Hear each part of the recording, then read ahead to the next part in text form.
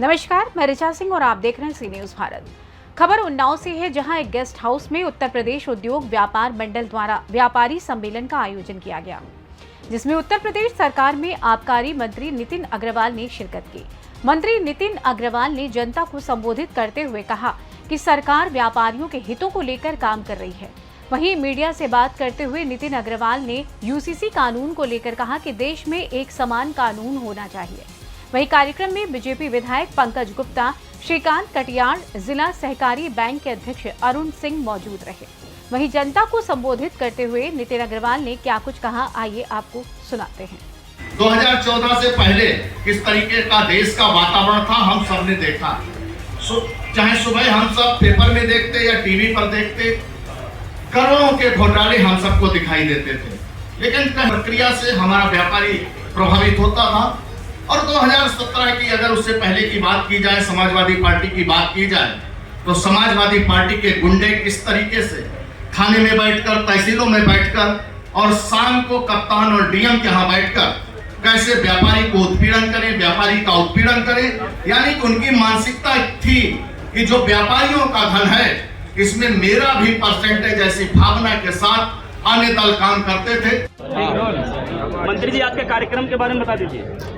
देखिए, व्यापारी सम्मेलन है, आज यहाँ पे आयोजित हुआ है और मैं उन्नाव के सभी सम्मानित व्यापारी बंधुओं से मिलने बात करने आया हूँ। हम लोग केवल एक ही लक्ष्य पे काम कर रहे हैं कि आने वाले लोकसभा चुनाव में आदरणीय प्रधानमंत्री जी के नेतृत्व में तीसरी बार भारतीय जनता पार्टी की सरकार बने।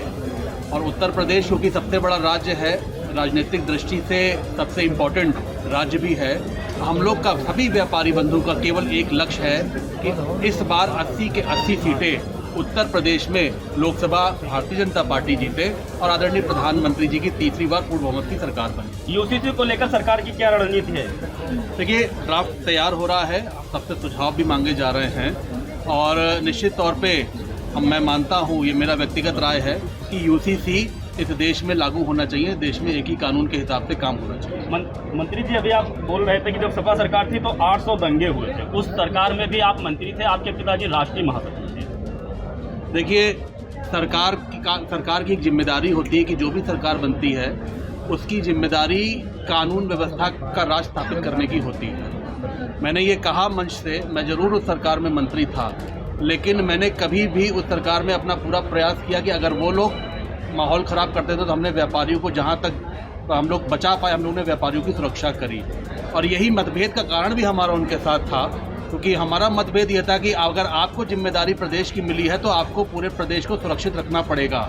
लेकिन जिस तरीके से वो माफियाओं को संरक्षित कर रहे थे या माफियाओं को राजनीतिक गद्दियों पर बिठाने का काम कर रहे थे, यही हमारे मतभेद का भी कारण था। कांवड़ यात्रा को लेकर क्या तैयारियां हैं सर? आपकी दुकानें बंद रहेंगी क्या? देखिए, दुकानें जहाँ पे ये बिल्कुल स्पष्ट निर्देश है कि हाईवे पे जो कांवड़ यात्रा निकल रही है, हाईवे पे कोई भी दुकानें नहीं रहेगी और साथ ही साथ दुकानें बंद भी रखी जाएंगी। और जिस तरीके से सुविधाएं कांवड़ियों के लिए है, आप देख ही रहे हैं कि सरकार कांवड़ियों पे फूल बरसाने का काम कर रही है, सब सुविधाएं देने का काम कर रही है।